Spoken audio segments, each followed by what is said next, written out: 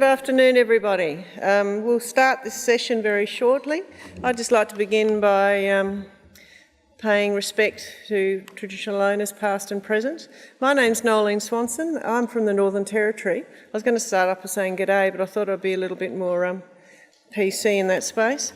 My background is that I'm a long-term Territorian and I'm currently the Deputy CE for the Department of Local Government and Community Services, which has within it men's and women's policy, which is a bit unique in the rest of Australia. We're the only jurisdiction with a men's policy unit, and where we also assist with the facilitation for the Indigenous Male Advisory Committee.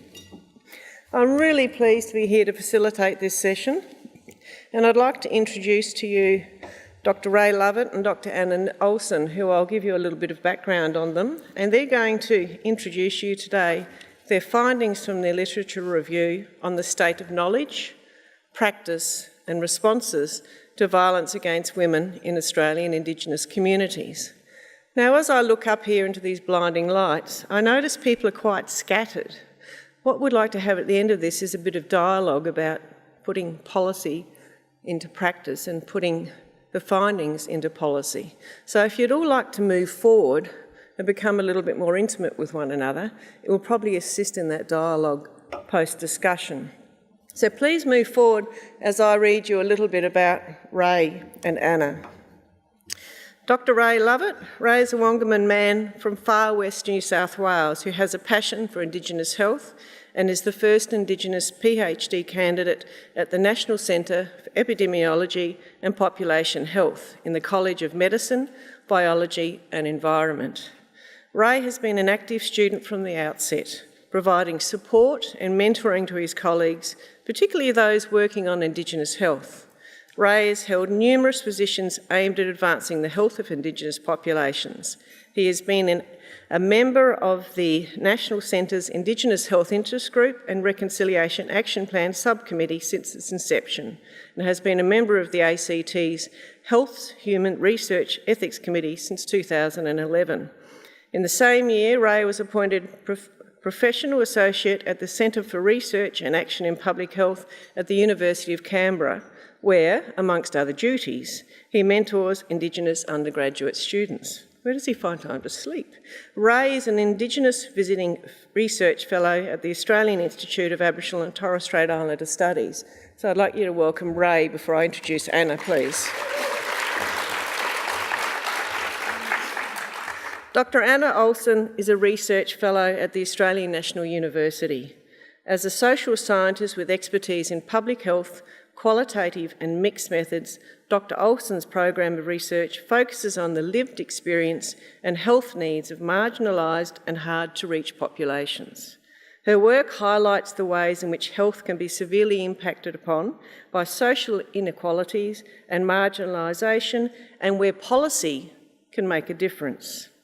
Dr. Olsen's current research projects include service provision for women experiencing domestic violence and alcohol and other drug issues, responses to the health and social needs of parents who use illicit drugs, pathways to treatment for Indigenous people living with hepatitis, take-home naloxone programs, and ethical practice in research. And I'd like to welcome you both to the podium.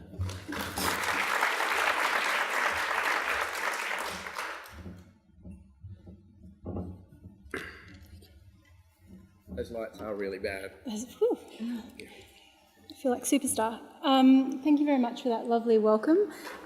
Before I start, I'd just like to acknowledge the traditional owners of the land on which we meet, elders and those present, as well as generations coming into the future.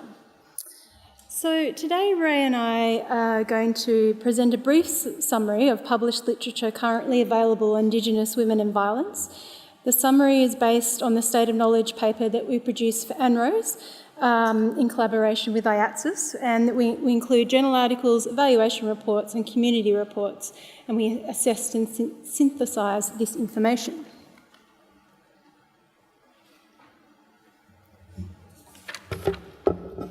Now, these are the 4 questions that were put forth by ANROWS for us. Today we're just going to focus on 2 of those points. We're going to review what's been concluded from various government inquiries, research projects, community reports and other material about Indigenous perspectives on responses that work and future actions for programs and policies. And then we're also going to summarise and evaluate responses to violence against Indigenous women. I won't dwell on this too long, but I'll just quickly go through the methods that we used. We chose to go with an integrative literature review, and this is a form of review that reviews, critiques and synthesises representative literature on a particular topic in an integrated way so that new frameworks and perspectives on the topic can be generated. And importantly, it includes multiple literature sources, which is a real positive here. And just to let you know, these are all the databases that we went through to review the literature, so it was a quite extensive literature search. We had inclusion and exclusion criteria. So the material that we're covering today only includes 2000 to 2015, so a 15-year space. We did review all literature that was relevant to violence against Aboriginal and Torres Strait Islander women, but we didn't include books and newspaper and magazine articles. So we ended up with quite a few references, but after going through the inclusion and exclusion criteria, we cut it down to 147, which is still quite a lot. This approach to literature reviews, or just literature reviews in themselves, do have limitations. Relying only on available published materials, recognise that we inevitably omit a range of significant work and perspectives on this particular issue. The reports based on generalised data can decontextualise the diversity of Indigenous Australians, and broad reviews of evidence can reduce the experience of violence to measures of risk and dysfunction, overlooking strength and resilience. For instance, expansive reviews of data can inadvertently portray all Indigenous individuals and communities as violent.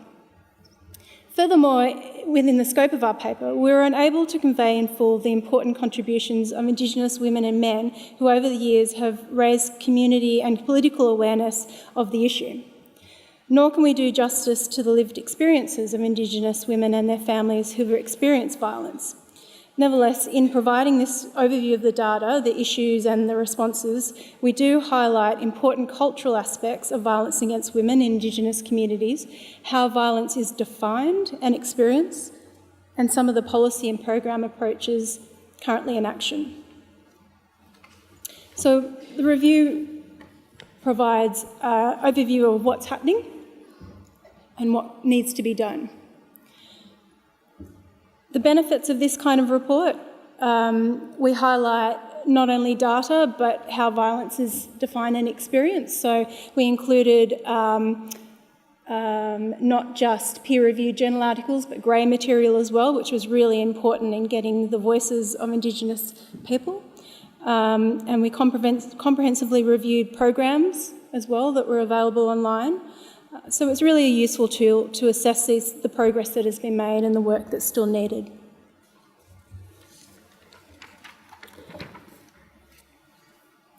So the issue of violence within Indigenous communities has attracted considerable attention from academics, politicians and the media, but less is known about Indigenous experiences and viewpoints on the issue. What we're going to do today is I'm going to go through some of the findings from Indigenous viewpoints on what works, and then I'll hand over to Ray and he'll go through some of the findings of the program evaluations. So in terms of the Indigenous viewpoints of what works, we found a number of themes, a number of key aspects. I'm just going to focus on 3 of them today, and I'll go through each of these in more detail. So dominant responses to family violence conceptualise the issue as a problem between 2 people and thus focus on providing short-term refuge and implementation of the law to assist victims. So these components of a response to family violence do help provide options for Indigenous people, but are not regarded as the most effective response by a lot of Indigenous people and communities. The focus of government funding on individualised models of treatment and care for victims can be seen as a barrier to responding to the complexities of Indigenous family violence. The legal system can be seen as engendering and reinforcing historical oppression of Indigenous people. And in particular, the centrality of family and community, as opposed to individuals or couples, in Indigenous perspectives, fundamentally alters the desired approaches to caring for women who've been victims of violence and working with men who've been the perpetrators of violence.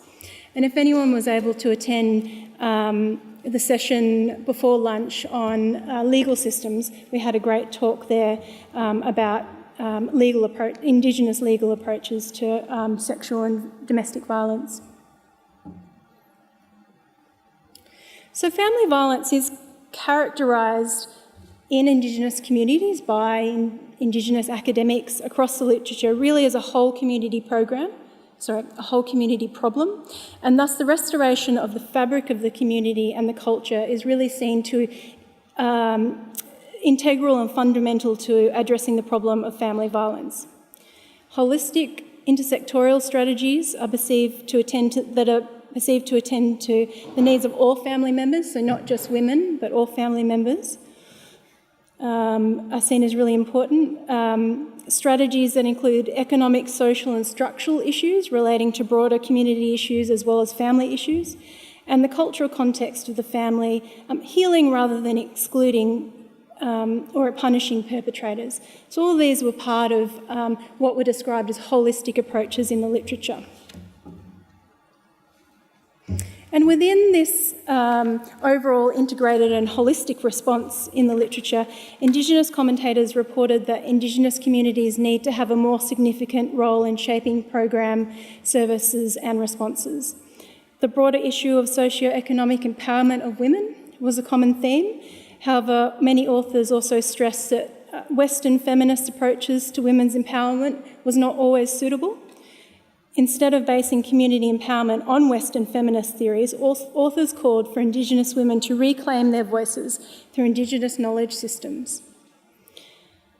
Despite the focus on Indigenous-led responses to violence against Indigenous women, there was also an understanding that general services can and do offer important options for Indigenous families, so the literature didn't suggest that general services should be excluded or unavailable for Indigenous people, but authors really did emphasise that partnerships between general service and Indigenous communities are the way to go.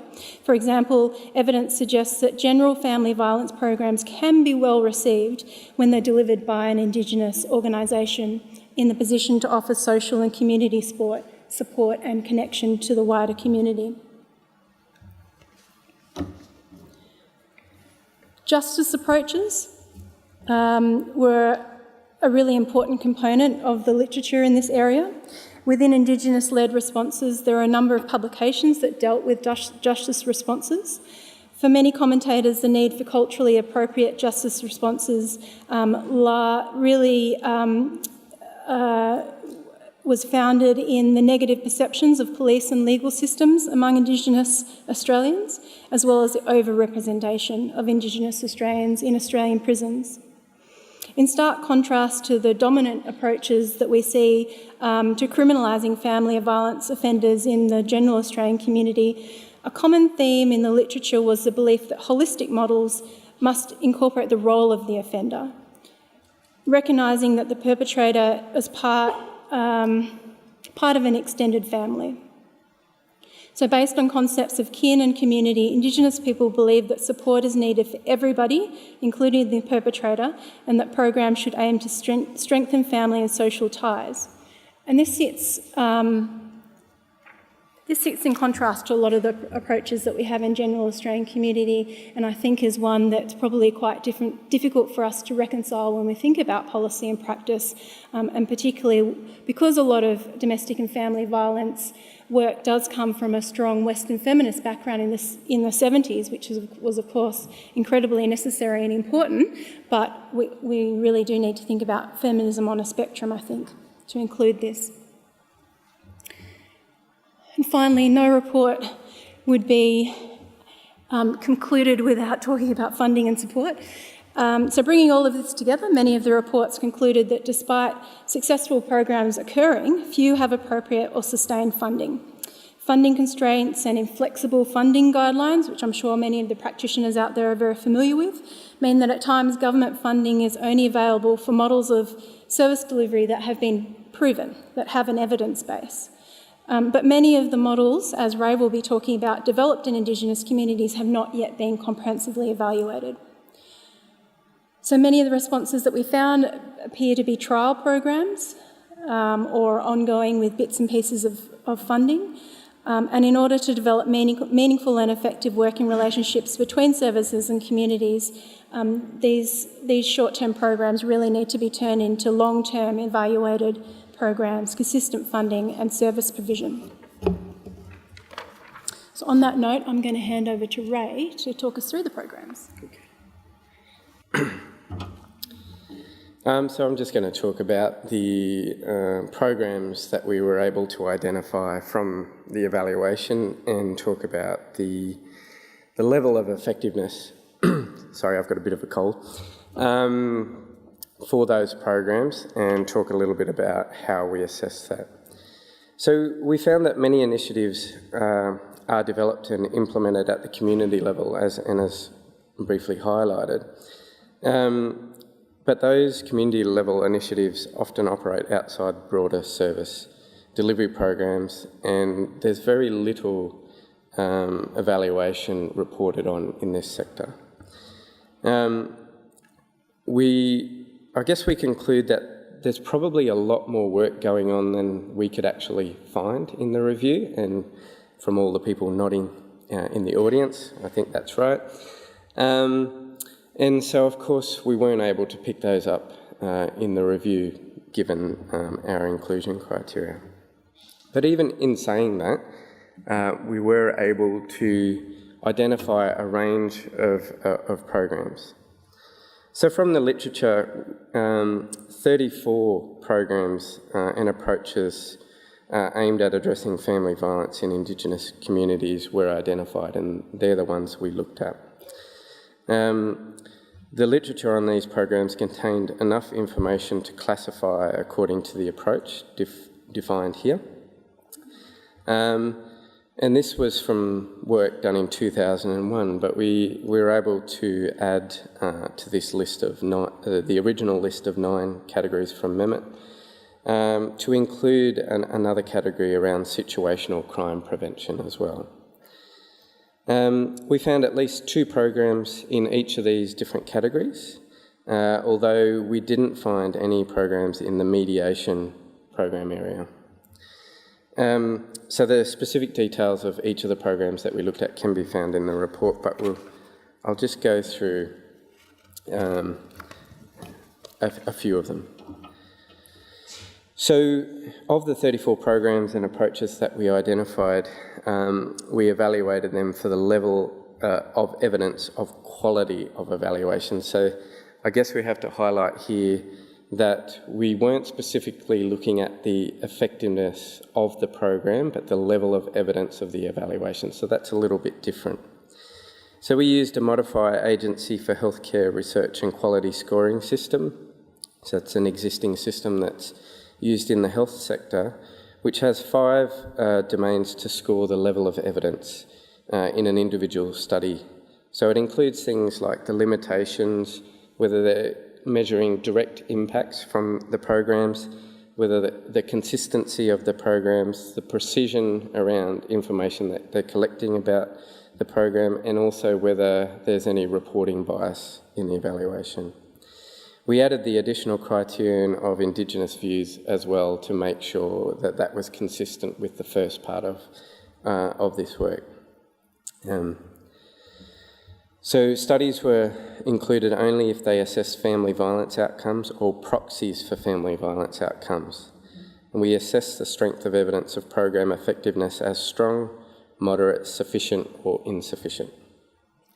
Broadly, the 4 levels of grades were intended to show the level of confidence we have in the evidence gathered, really. Of those original 34, we had to break it down to 24 programs or approaches were assessed for level of evidence only. So within that, only 2 were assessed as demonstrating a strong level of evidence on the table here. 10 were assessed as having moderate evidence, 4 had sufficient levels of evidence, and unfortunately 8 evaluations were assessed as having insufficient evidence. These levels of evidence relate to the quality of the evaluation, and I highlighted this just before, quality of the evaluation rather than the effectiveness of the program. So we really don't want to say that none of these programs were effective. We're just simply talking about how the evaluation was run. Most of the programs assessed demonstrated a positive impact on various aspects of behaviour, wellbeing, attitudes and skills related to addressing family violence in Indigenous communities. Although individual programs have shown benefits to address family violence in Indigenous communities, it's not possible to generalise the effectiveness of these initiatives to the broader Indigenous population, given the diversity of methods, study populations and outcome measures used. It was really, really variable. From the programs reviewed here, there remains a considerable gap in the quality of evidence available, and I guess that's what we really want to emphasise out of this. So I thought we would just highlight 2 of the programs that were rated as having a strong level of evidence, and there are particular features that Anna's talked a little bit about these programs that I guess we'd highlight as well. So the first was the Fitzroy Valley Alcohol Restriction Report and the evaluation of a family violence court. So as you can see, those programs are not specifically targeted on an issue, but it's a component of the issue, of a range of issues that they're dealing with. So the multi-component approach seems to work in this space.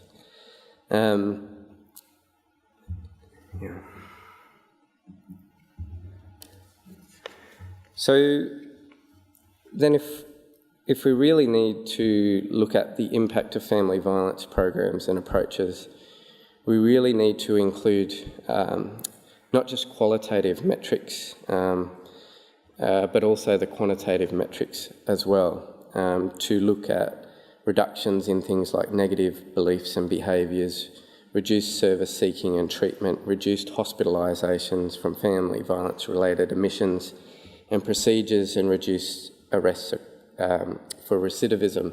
And they were those features were from those 2 programs that had a strong level of evidence. They collected a lot of quantitative information from the justice area, the hospital sector, and were able to bring all that data together to say how their programs were affecting things on the ground in those communities. Sorry? Oh, okay. Okay. Larger programs with adequate resourcing may be able to achieve and demonstrate these outcomes because they're able to have access to these larger data sets.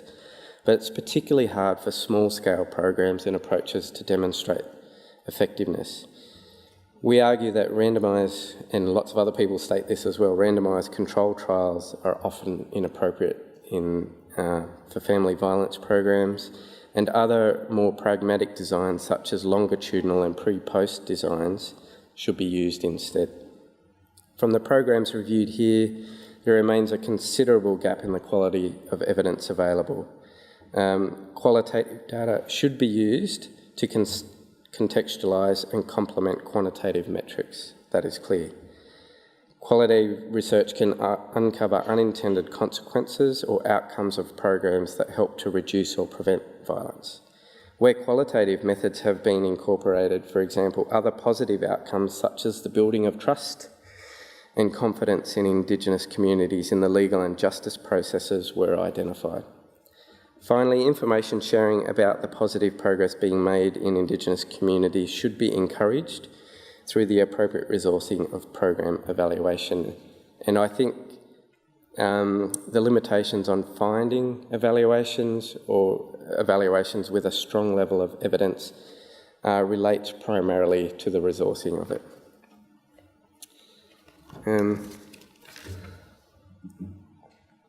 Conclusions? Do you want to do it? Okay, so just some final things.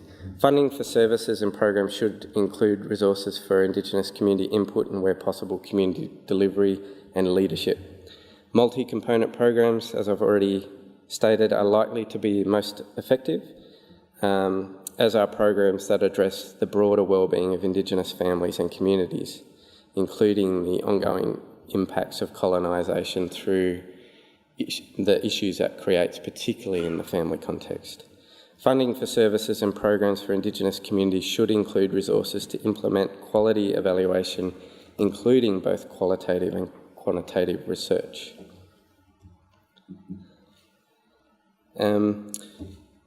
Our messages for practice. I might just add here, as researchers, one of the great things with working with ANROWS is that in the report they really pushed us to put together some messages for practice and policy, and so we'd be really interested in your thoughts on these particular messages and your feedback. Sure, and there's an opportunity, I guess, in the evaluation space right now that I wanted to highlight to the audience as well, through the Lovett Institute. So for practice, Indigenous opinions and viewpoints should be included in programs and initiatives, that's a given. A recognition of the historical and cultural reasons for Indigenous approaches to family violence need to be at the forefront. The importance of family and community cohesion in that is essential. And again, the multifaceted and holistic approaches needed. For policy, I guess the big message here is that the limited evaluation data for current programs is a huge problem, and that there needs to be the resources for community input and, where possible, the delivery, but also the evaluation occurring within communities as well. Multi-component programs, again, that address broader wellbeing issues are really, really important here, and to include, again, the resources on quality evaluation, including both approaches. The opportunity that I just mentioned before is the Lovett Institute has just called for the development of national and local level guidelines on evaluation of Indigenous programs. So it closes on the 22nd of March, so there's not too long to go, but for researchers, but also organisations that are really interested in demonstrating effectiveness of their programs, that process might be very useful in guiding the design of your own evaluation for your programs. So I'll make sure someone gets a link to that website.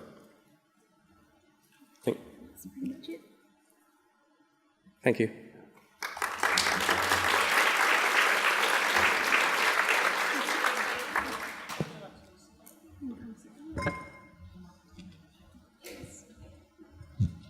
So I guess, Anna, first, thank you very much. It was a very interesting and insightful literature review.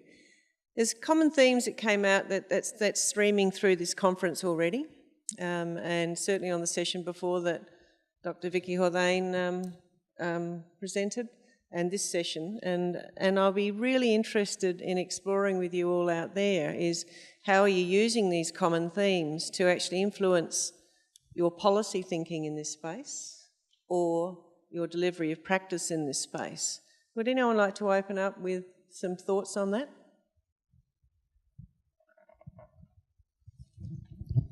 You want to go on? Hello. My name's Kate Chilag and I'm from the Alice Springs Women's Shelter. I'm a little bit nervous, so I'll just bear with me with this question. So we work with very high-risk Aboriginal women. 97% of the women who access our crisis accommodation service are identified as Indigenous, and they are very high risk, and they're very high risk from intimate partner violence. Women do come with family violence problems, but they're very high risk from intimate partner violence. So I guess what I've been hearing with this presentation and the previous presentation about Aboriginal law, I feel like the Women's Shelter in Alice Springs sits with these complexities. in the sense that we do identify as a feminist organisation, and we have a history of a Western understanding of gender inequality as the driver behind domestic and family violence. At the same time as we obviously want to respect and preface Indigenous ways of understanding and working in this environment. So I guess my question is, if for a way forward, if we don't want to enforce a dominant cultural practice with ideology and beliefs, but at the same time we have women seeking a service because they are at very high risk of a domestic and family violence homicide, and this is a bit controversial, but from men, from Aboriginal men. So I can just see the complexities there. Thanks. So what was your question? Oh, sorry. I guess just some reflection on any advice or how a women's shelter in our situation can embody or apply some of the concepts that you're bringing to the table. Sorry, when we do work with very severe gender-based violence against Aboriginal women. I'm not sure there's anything controversial. Men are the perpetrator in most instances, so I'm not. You sort of made that statement that it's controversial. I'm not sure that that's the case. But there were a bunch of programs that we did actually look at, which were crisis services, and they did try to evaluate how they were doing. It was just the being able to demonstrate their effectiveness. I guess on the scale that we were looking at, it was much harder for them to demonstrate their effectiveness. But in saying that, they were very effective at that time when the woman wanted to be out of that environment. So that's extremely important. And so I think concerning yourself with the sort of Western feminist sort of ideas around that maybe could be dealt with by one of the things we were saying is that, you know, the situation of each individual is quite unique. And so if it's restoration of the family at some later date, or if it's about asking the woman or the family what they want to do, you know, that will address some of the things, I guess, that we were talking about. So, you know, at an individual level, that's really important. But I guess an overall sort of view we were saying was that you have, you know, most of the discourse is in that sort of binary situation at the moment, but perhaps for Aboriginal family violence, given the legacy of some of the family issues, that, you know, other things might be wanted. And I think that could be just talking with the families, or in particular the woman, about how they want to go about it. And I might add to that, that in terms of looking at the perspectives of what Indigenous communities want, as told through the literature, a lot of it, some other tips that might be helpful for services are a desire to involve community in service development, to involve community in evaluative practice, to involve families, to include an Indigenous workforce. And I think certainly in this space, along with many other spaces across Australian society, Indigenous workforce issues are present, and encouraging Indigenous people to go into this field, encouraging staff to get their qualifications, I think can be a really important role for mainstream services that are currently funded and acting. There'd be a whole bunch of other organisations that, you know, you could join up with as well that would be have really good long experience in this area as well. So seeking advice from leaders or groups that already have good, you know, there's a list of those programs in the report. So, you know, it'd be worthwhile talking to some of them about how they did it or how they're doing it. Thank you for that. And I would highly recommend going onto the ANROWS website and having a look at that report, and you'll probably find those contacts that you need. But quite a few of them are actually present here too, so network well and pick their minds. Afternoon, David Gallant from the University of Melbourne. Really good to see that piece of work come together in terms of the literature review. With Indigenous communities and the knowledge that they've had, I think they've been sort of saying a lot of this for a long time. And when you talk about how we bring this into practice, I think there needs to be more conversation within Indigenous communities, and I know that you're picking that up. In the review that you've done and a couple of the articles that you've picked up by McCallum, if I've pronounced their name right, because I haven't met them, but they did the PAR action research, so the participatory action research and that method, those programs weren't going to be funded until those universities got on board. So when we look about funding and then restricting how these organisations can then run their programs, they were forced to, I guess, fit a model of funding as well. So it's interesting around some of that to pick up. And the other thing was around men's programs that you had up there was men's behaviour change. In the 90s, we had a real influx of men's group programs and around men's health. And whilst they may not have specifically said family violence, because we don't want us as Aboriginal men being always seen as the man that's got family violence issues, a lot of those programs actually, if you read in through that literature a bit deeper, spoke about, you know, men just bringing general conversations about family violence. And I think that's maybe some of the stuff that might have been missed in the literature, and wanted to know your thoughts on that. And that may have, because it didn't fit your inclusion or exclusion, and it's something that I'm looking at as well. Yeah, I mean, that's a really good question. And a lot of those programs deliberately don't label their programs that way, you know, because, you know, they may not get buy-in from perpetrators. So I'm sure that there were a lot of programs that didn't get included because, you know, some of them don't even describe you know, their activities because of that reason. So, you know, it's one of the big disadvantages of doing a really broad literature review like this is that unless you've got intimate knowledge of the program and actually really look at, you know, program development documents and other things, which is a whole other level of review, you are going to miss those sorts of things. And of course, I'm aware of a number of programs that are either locally based or even a really large national program I'm aware of, that one of its focuses, particularly in relation to men, is on family violence and how to get behaviour change, but it's not included in this review as well.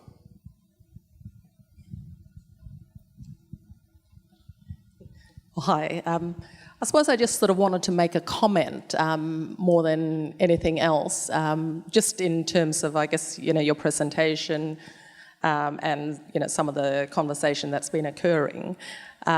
So, you know, from an Aboriginal perspective, and you've picked up on this in your review and in your paper, is that what we are advocating for as Aboriginal people is that holistic perspective, and as has been mentioned, that's been, you know, talked about and a perspective promoted by Aboriginal people for many years. But, you know, what we're saying is that it needs to be embedded in policy and practice and so on, so that we're not having to keep on saying it.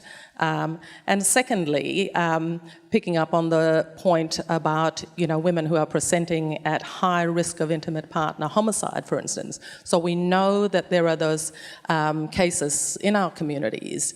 And so we're not sort of saying that at this point in time there isn't a need for those types of services, you know, because like those sort of crisis response services. But I suppose our point is that that's the only model that we've been, you know, provided with. I guess those are the only types of models that are resourced. So our community led kind of responses find it harder to get adequate resourcing and so on because they don't fit the orthodox approach at the moment, which is the Western perspective around this. And so I suppose, we're not sort of saying suddenly, to kind of throw the baby out with the bathwater kind of thing, or to leave a significant gap in services for our women who are in need.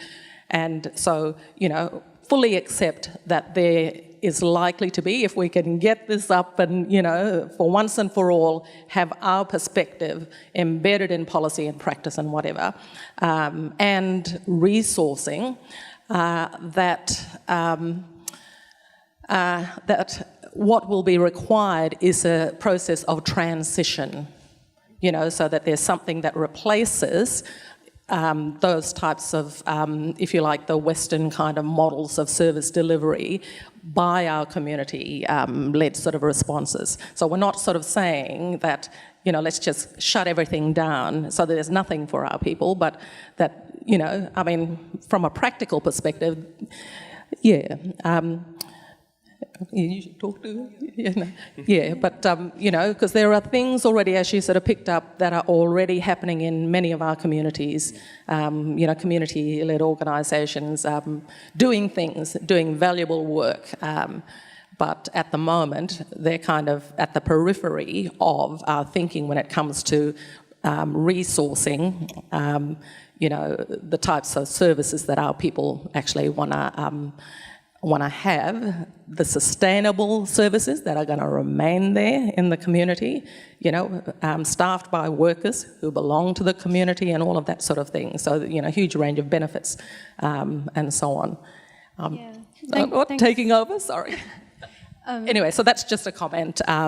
So we're not saying leave huge gaps and so on, and we do understand that, we've got people who are at risk. But I suppose what we're saying is that, we anticipate there'll be, likely to be a period of sort of transition. if we ever gonna actually, get things running properly. Sorry, I took up all your time, Noelene. I think. Thanks, Vicky. You've got 5 seconds left. Yeah. It's okay. There's a couple of key themes that come through this, and really key messages that I think we should all take home. Those who are in positions to influence policy, of which I'm one of them.